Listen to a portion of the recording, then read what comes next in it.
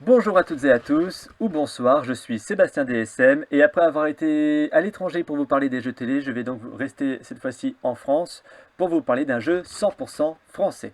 C'est un jeu paru en 2001, il aura fait précisément 10 saisons, donc soit 9 ans, et il était diffusé quotidiennement, je pense que vous l'avez tout de suite deviné, il s'agit d'Attention à la marche. Alors, Attention à la marche fut une création de Jean-Luc Reichmann, c'est pourquoi il l'a animé durant toutes ces années.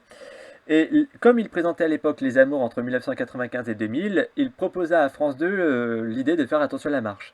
Malheureusement, la direction de la chaîne refusèrent puisqu'ils préféraient le laisser à la présentation des Amours. C'est alors qu'il fait la rencontre du producteur Hervé Hubert, qui produisait en face le Big Deal avec Vincent Lagaffe, qui lui proposa de faire Attention à la marche sur TF1. C'est donc à partir du 10 mars 2001, le samedi et le dimanche uniquement, que s'installe Attention à la marche à l'heure du midi, en alternance avec le Juste Prix de Philippe Risoli, qui était diffusé avant cette date tous les jours et qui, après ces dates, fut diffusé que le lundi, du lundi au vendredi, toute la semaine. Donc le samedi et dimanche étant réservés à Jean-Luc Reichmann pour son émission Attention à la marche, cette aventure ne devait durer que quelques mois, et c'est 6 mois plus tard, précisément le 1er septembre 2001, que Jean-Luc Reichmann s'installe tous les jours et quotidiennement sur cette case horaire, mettant un terme à 12 années de Juste Prix et à 9 années de présentation de Philippe Risoli au Juste Prix. C'est donc Jean-Luc Reichmann qui s'installe tous les midis dans un jeu où l'on pouvait gagner à l'époque jusqu'à 100 000 francs, puis ensuite 10, puis 20 000 euros. Le principe est très simple. Pour la première marche, nous avons 4 candidats. 4 candidats qui doivent répondre, qui doivent donner des réponses chiffrées sur une question posée, comme par exemple sur 100 Français, combien ne paye-t-il pas d'impôts? Donc les 4 candidats doivent donner un chiffre, par exemple, allant de 0 à 100, en fonction de ce genre de questions. Parfois ça peut être des années, des questions de culture générale, ça peut être de tout et de rien, mais les réponses doivent toujours être chiffrées. Celui ou celle qui réalise un tout pile remporte un cadeau offert par la production, même si celui-ci n'allait pas plus loin dans la partie, il remporte un cadeau. En revanche, le ou la plus éloignée perdit un point, un pote, comme on pourrait appeler ça. Les potes, c'était des petits personnages de synthèse qui étaient donc présents durant toute l'émission. Et chaque candidat démarrait avec 2 potes, et chaque réponse les plus éloignées faisait perdre un pote au candidat le plus éloigné, bien sûr. À la fin de la marche, les 2 candidats ayant perdu leurs 2 potes sont éliminés.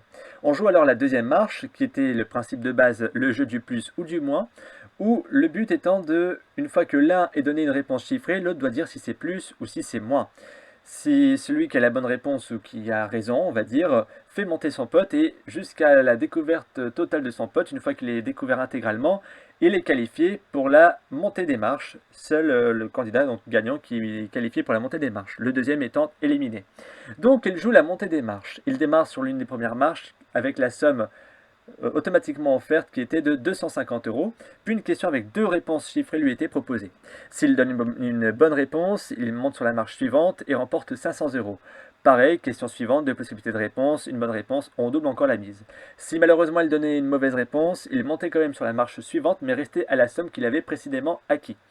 Une fois que nous arrivions sur la dernière marche, les gains ne sont plus multipliés par 2 par bonne réponse, mais plutôt par 5. La dernière marche, c'était la dernière question du jeu, avec non plus 2 mais 4 possibilités de réponse toujours chiffrées. Le but étant que le candidat, une fois qu'il voya ces 4 réponses affichées, qu'il en choisisse une et qu'ils se retournèrent avec Jean-Luc pour demander aux candidats de la partie éliminée s'ils étaient d'accord ou pas avec la réponse donnée. S'ils étaient, après, voilà, ils pouvaient valider une deuxième fois et la deuxième validation, on va dire, était celle qui était définitive. S'il se trouvait la somme qu'il avait acquise précédemment derrière cette case choisie, ça veut dire que ce n'était pas la bonne réponse. S'il se trouvait la somme quintuplée de ce qu'il avait gagné précédemment, cela voulait dire qu'il s'agissait de la bonne réponse. Alors comme je le disais, ceci étant la version que nous avons tous connue, puisque ce jeu a changé un peu plusieurs fois de règles. Par exemple, lors de la toute première édition, donc en 2001, la première marche n'était pas la marche à 4, mais plutôt celle des sélections du public, où on posait des questions et c'était le public qui répondait, et le plus proche ou celui qui faisait un tout pile était sélectionné pour la marche 1, qui était la deuxième marche à l'époque, et la deuxième marche était la troisième marche. J'espère que vous me suivez encore jusque-là. Autre changement aussi, toujours en 2001, c'est que la dernière question n'existait pas à l'époque, il y avait toujours cette montée avec la montée des marches, mais la dernière marche était le jeu du 1, 2, 3, 4. Une case, choisie aléatoirement bien sûr, permettait de multiplier les gains par 10, une autre par 5, une autre permettait de remporter la même somme acquise, ou alors une autre faisait encore tout perdre, mais offrait quand même un petit 2 francs de compensation, donc c'était toujours ça de gagner. D'où l'expression, bien sûr, vous avez trébuché sur la dernière marche. Au fil du temps, donc là le concept que je voulais expliquer c'était le concept de base, au fil du temps l'émission a changé de règle, par exemple la première marche disparaît au profit de l'avant-marche où le but étant de répondre à des questions de culture générale et des énigmes. Pour remporter deux potes, les trois candidats ayant leurs deux potes étaient qualifiés pour la marche A3, la marche A3 qui était le même principe que la première marche où je vous disais il fallait donner des réponses chiffrées, etc. Puis ensuite le jeu du plus ou de moins, ou du moins A2 se transformait au face-à-face, donc deux candidats en duo ou deux candidats devaient répondre à un maximum de questions. Tous deux avaient d'abord un capital temps de 45 secondes au premier tour chacun, et puis au deuxième tour c'était pareil. Et puis la montée des marches restait la même, celle que je vous ai expliquée par rapport aux deux puis quatre réponses proposées. Alors, il y a des séquences cultes dans cette émission. C'est évidemment, bien sûr, celle qu'on posait en première marche. La question co, la question in, c'est l'heure de la question coquine, où l'on posait des questions un peu coquines, et puis on posait des questions à des enfants à savoir s'ils savaient comment faisaient des enfants. Alors, on avait le droit à des réponses assez amusantes, je ne vous en dirai pas plus, je vous laisserai aller voir sur internet.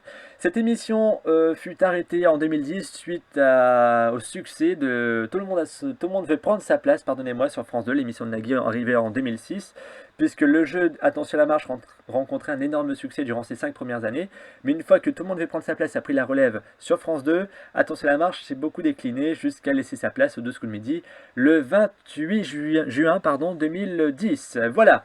Ceci étant dit, j'espère que les explications vous auront été claires, j'aurai été le plus clair possible. Je vous ai fait vraiment un bref résumé de cette émission.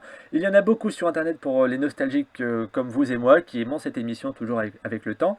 Voilà, c'était donc les explications d'Attention à la marche. J'aurai le plaisir de vous retrouver prochainement pour vous parler des autres émissions françaises ou étrangères. Sur ce, je vous dis, jouez bien, à bientôt.